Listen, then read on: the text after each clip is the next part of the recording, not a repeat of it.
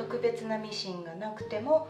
あるものを使うと気をつけて縫った方と縫ってない方ではこんにちは、服工房の小村です。今回はニット素材の裾や袖口の縫い方を説明していこうと思います。こう見てもらうように、こちらは波打ちがないですけども、こちら側は波打ちがこうあるようになっ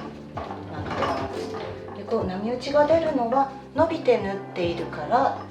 波打ちが出てるんですけど、これを伸ばさないように特別なミシンがなくても縫えるような縫い方を説明していこうと思います。ニットはとかくちょっと伸びるから縫いにくいなって思われる方は多いと思うんですが、縫い方のコツを覚えればニットも綺麗に縫うことができますので、是非動画を見てみてください。ニットにもいろいろな伸びの生地がありまして、特にこういうベア天軸とか天軸でもよく伸びるようなものであると、こう横に引っ張るとこんなに伸びます。こんなに伸びるようなものはやっぱり縫っても伸びやすいようになります。でこの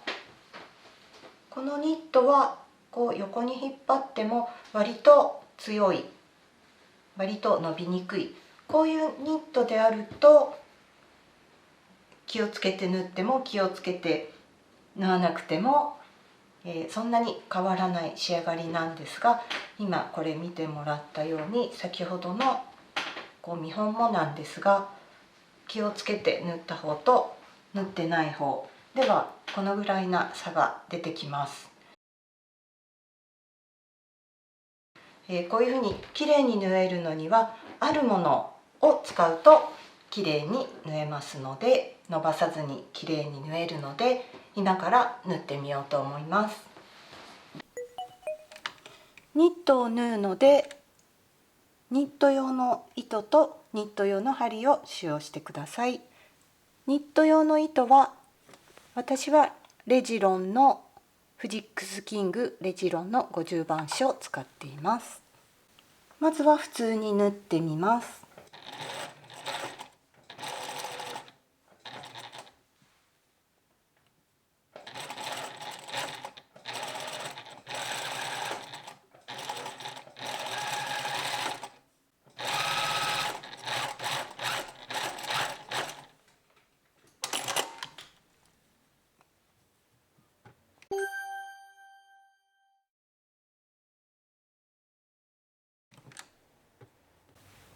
次に秘密兵器を使って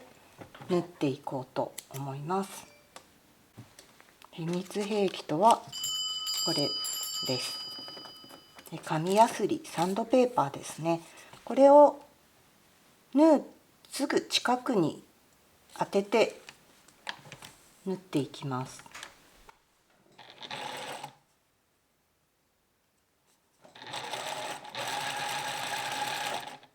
必ずこの押さえにかかるようにサンドペーパーを置きます。サンドペーパーの真横を縫う感じですね。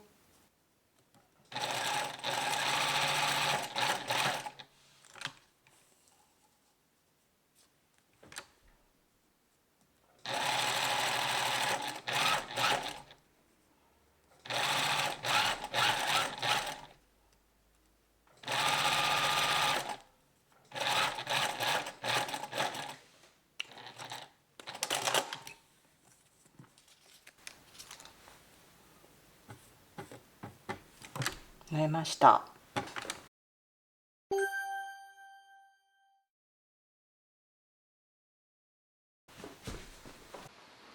サンドペーパーを使って縫ったものと使わずに縫ったものでは随分違いが出てきました。でこのサンドペーパーといっても、サンドペーパーも洗い物からこう細かい目のものまでいろいろあるんですけど、私はこの耐水ペーパ2000番というのを使っています。これはもう触っても割とつるんとしてる目の粗さなんですけども、これが粗すぎると布を傷つけてしまうので、細かい番手、細かい粒度のものを使ってされるといいです。そしてこのまっすぐなところはそうやって縫うといいんですが、こういう袖口なんかはこう丸くなってるの、どうやって縫ったらいいかって言いますと、袖口を縫う時には平らなままで先にステッチを、サンドペーパーを合わせてステッチをかけてから袖下を縫うと良いです。どういうふうに縫うかというと、ここが袖下という設定であるとして、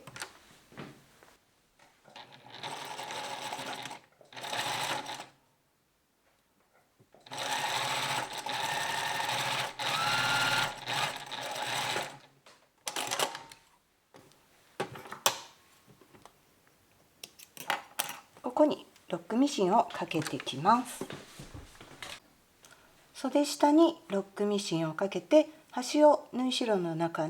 に入れたら、後ろ側に倒して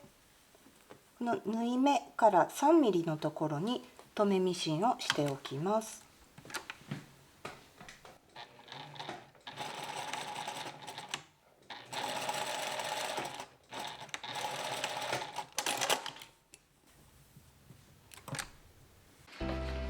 ニットは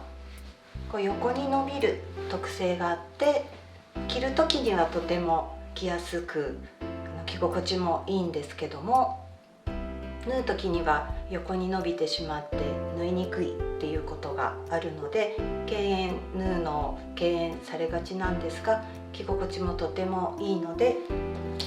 こういうものを使ってきれいに仕立てられるようになってもらいたいなと思います。ぜひニットソーイング楽しんでください。